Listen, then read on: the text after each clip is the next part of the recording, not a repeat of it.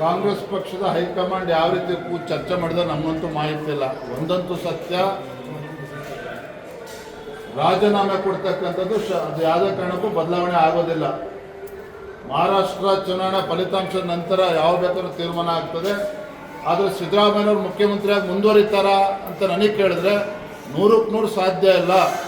ಅತಿ ಶೀಘ್ರದಲ್ಲೇ ಅವ್ರು ರಾಜೀನಾಮೆ ನೀಡ್ತಾರೆ. ಅಂದರೆ ಬೆಳಗಾವಿ ಅಧಿವೇಶನಕ್ಕೆ ಹೊಸ ಮುಖ್ಯಮಂತ್ರಿ ಬರ್ತಾರೆ ಅಷ್ಟಂತ ಕಾಯ್ತಾರೆ ನನಗೇನು ಅನ್ಸೋದಿಲ್ಲ. ಯಾವ ಬೇಕಾದ್ರೂ ರಾಜೀನಾಮೆ ತೆಗೆದುಕೊಳ್ತಾರೆ. ಆ ಮಾಹಿತಿ ಸಿದ್ದರಾಮಯ್ಯನವ್ರಿಗಿದೆ. ಈಗಾಗಲೇ ಕಾಂಗ್ರೆಸ್ ಪಕ್ಷದಲ್ಲಿರ್ತಕ್ಕಂಥ ಘಟಾನುಘಟಿಗಳೇನಿದ್ದಾರೆ,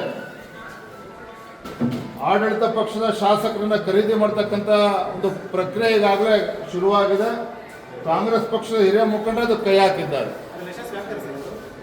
ಬರೋದ್ರಿಂದಲೇ ಎಲ್ಲವೂ ಕೂಡ ಕಾಲೇ ಉತ್ತರ ಕೊಡ್ತದೆ. ಯಾಕಂದರೆ ಸಿದ್ದರಾಮಯ್ಯವರು ರಾಜೀನಾಮೆ ಕೊಡ್ತಕ್ಕಂಥದ್ದು ನಿಶ್ಚಿತ, ಅದರಲ್ಲೇನು ವ್ಯತ್ಯಾಸ ಇಲ್ಲ. ಏನೇ ಇರ್ತಕ್ಕಂಥದ್ದು ಯಾವತ್ತೂ ರಾಜೀನಾಮೆ ಕೊಡ್ತಾರೆ ಮತ್ತು ಯಾರು ಮುಖ್ಯಮಂತ್ರಿಯಾಗಿ ಬರ್ತಾರೆ ಅನ್ನತಕ್ಕಂಥದ್ದು ಪ್ರಶ್ನೆ ಹೊತ್ತಿರೋದು. ಹಾಗಾಗಿ ಕುದುರೆ ವ್ಯಾಪಾರ ಕಾಂಗ್ರೆಸ್ ಪಕ್ಷದಲ್ಲಿ ನಡೀತಾ ಇದೆ. BJP ಇರ್ತಕ್ಕಂಥ ಕೇವಲ 66 ಶಾಸಕರು ಮಾತ್ರ. ಆ ಪ್ರಶ್ನೆ ಉದ್ಭವ ಆಗೋದಿಲ್ಲ.